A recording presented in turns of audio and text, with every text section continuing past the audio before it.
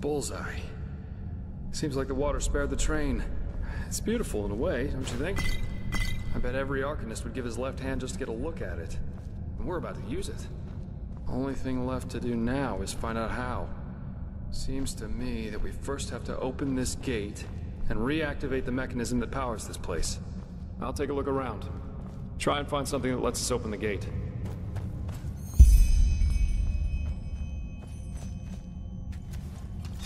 This is crazy. Just crazy.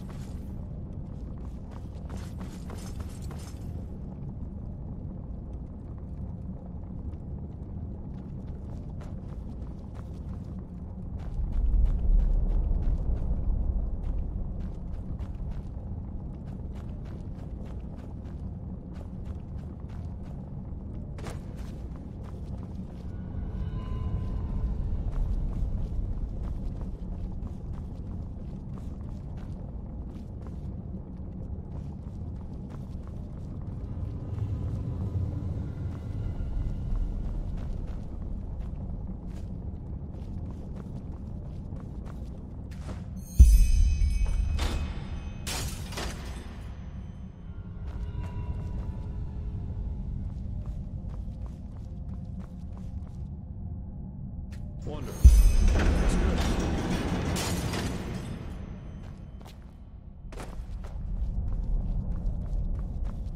Go on inside and take a seat, okay? I'll see if I can get the train running somehow. It can't be too hard.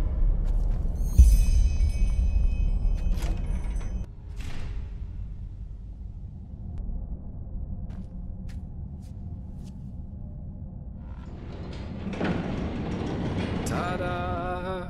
Yes, I'm amazing. I know that. If being a merc doesn't work out in the long run, maybe I'll ask the Order to hire me as an expert on Pyrean railways. But no guarantee this thing won't drive us right into the next abyss. Anyway, I guess even with this thing, it should be a while till we arrive. Let's make ourselves comfortable.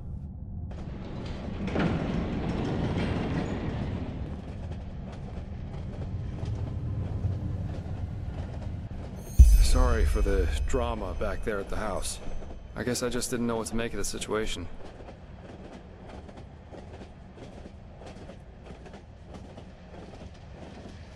I figure all of this is just wrong. But I'm repeating myself. If the High Ones were planning to confuse us, they definitely succeeded. We really should tell the Grand Master about this, and about what happened to Constantine. Still, we can't allow this to get inside our heads too much. What matters right now is the mission. And at least it stays exciting. Two daring adventurers who have gotten themselves into something they don't even remotely understand are plundering ancient ruins in search of treasure. Don't laugh, but this reminds me a little of my past, of my childhood. Save for the crazed mages and mysterious bodies, of course. My sister and I, when we were young, we always used to go exploring the caves near our manor.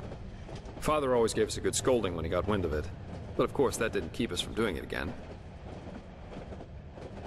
Right, because I never told you. Adela and I are not exactly close these days anyway. Probably because we lost our bond somehow, after our father died. Yes, he did. Together with my siblings. Actually, Adela and I are the only surviving Delverics. All the others were murdered.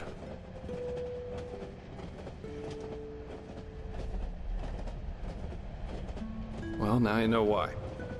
In a sad way, a part of me is actually glad everything happened the way it did back then. It made me into a man, and it showed me what kind of characteristics have a tendency to drastically shorten one's life. Stubbornness. My father was a judge in the tribunal, you know. He was a hard man, who at least, after our mother died while giving birth to Adela, lived for only one thing. His principles. Justice knows no compromise. That was his great creed. No matter who stood before him in court, my father treated them all the same. Damien Delveric, the epitome of justice.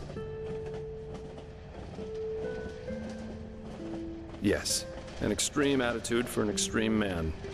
One day, the son of a highly regarded Archer Sublime stood before the 12 judges of the court.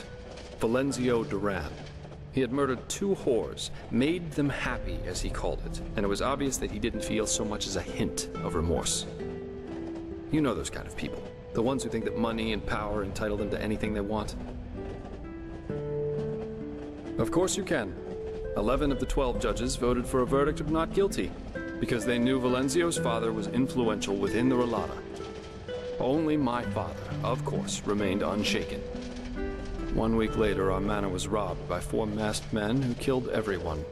Servants, guards, my 2 younger brothers, all of them. Officially, they were bandits, who just happened to be running around with blades made of shadow steel. My sister and I only survived because we had snuck out for one of our expeditions. Ironic, isn't it? Horrible? None of this is horrible. It was the only logical consequence of my father's actions. And what good did it do in the end? None. As we speak, Valenzio's enjoying himself in some brothel, with 2 whores and a bowl of grapes. But you see, there's no point in being angry about this. And do you know why? Because this is just how the world works. There's no divine justice, no system through which it's decided who lives and who dies. There are decisions and there are consequences. That's it. This is also why there's absolutely no point in fighting for ideals, the greater good, or whatever else you want to call it. First of all, because no one will thank you for it, and second, because people are stupid. That's the one universal rule that there is to this world. No matter how much you try to accomplish something, in the end, stupid people will destroy all you've achieved with no more than a snap of their fingers. Fight for the moment, and the moment only. Because unlike everything else, you can be certain of its truth.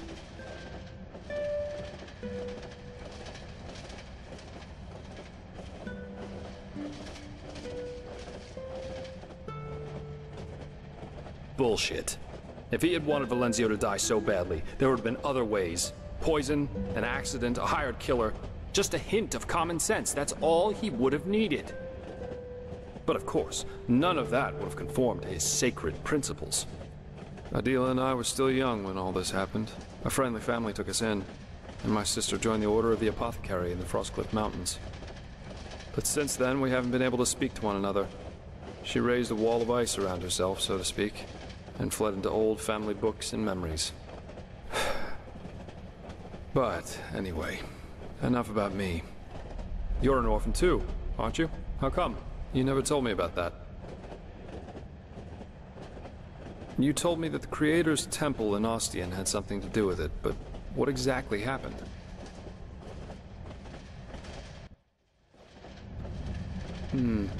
I see. I've had my share of those kinds of dreams too. In the one I had, I was always walking down an alley in Arx Harbor. There were figures dressed in rags and veils, cowering next to the walls. And even though I didn't want to, I had to pass by them. And when I did, they started to weep, and all at once tried to drag me over to them. I screamed and I fought. And eventually I came to realize that they all had my father's face. And then their skin would start melting from their skull like hot wax. Not a very nice image, as you can imagine. One day the dreams just stopped, though. I don't know why.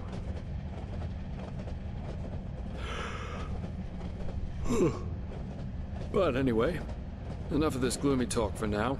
We should get some rest. We've still got a long ride ahead of us. Good night.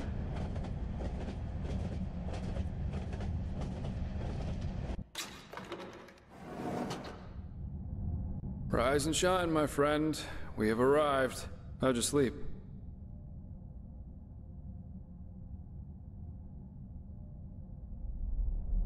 I fell asleep too, but it must have been 7 or 8 hours at least. Very interesting machine, this Undertrain. Come on, let's take a look outside.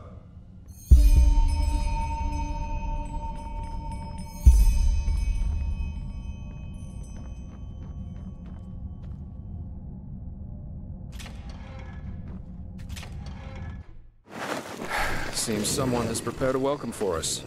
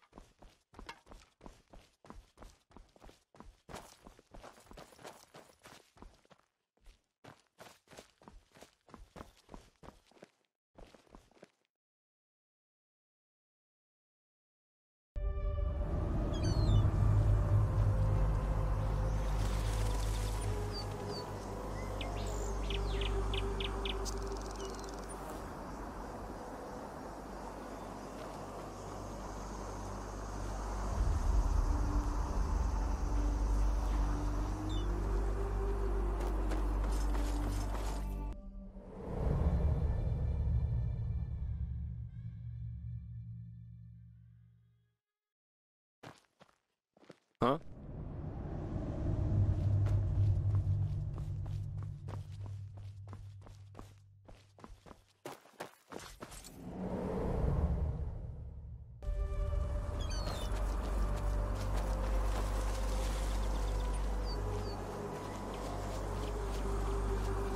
Get ready.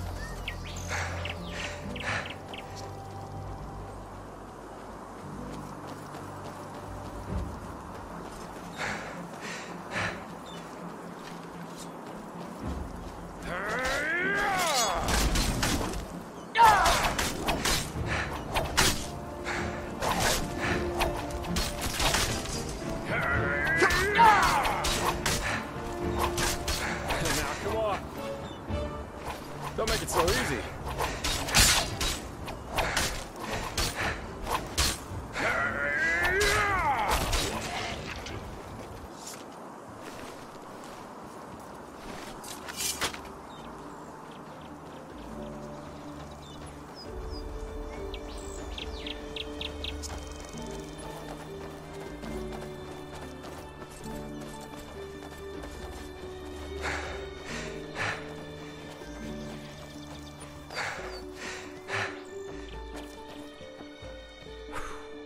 Well, I'll be damned.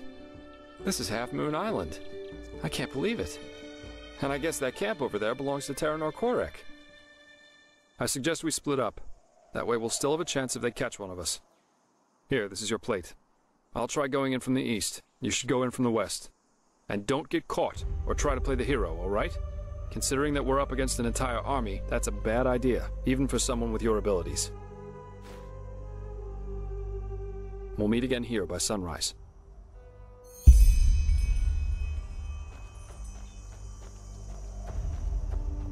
Huh? What? You mean the living dead, the Watirs everywhere, the frenzied civilians? I'd say this country's seen better times. But at least something happened. Makes this place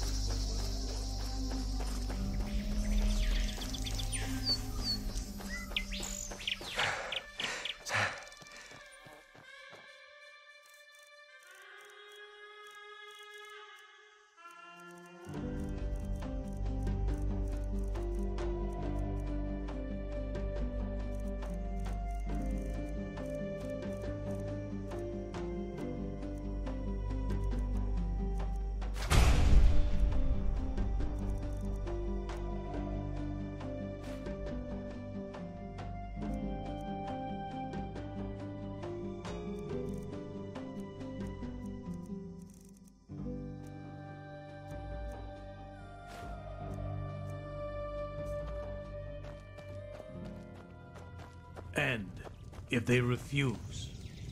Then it means war. The gods have befouled the world with their ignorance long enough.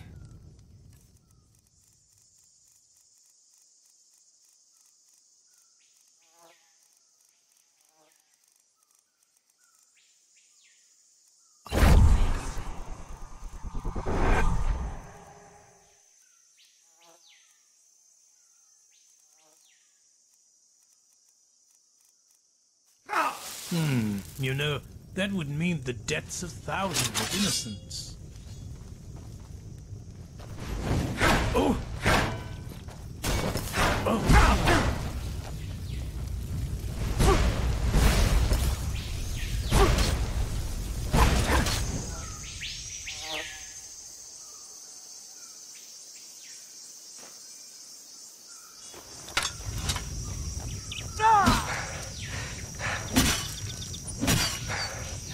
Yeah, let's see.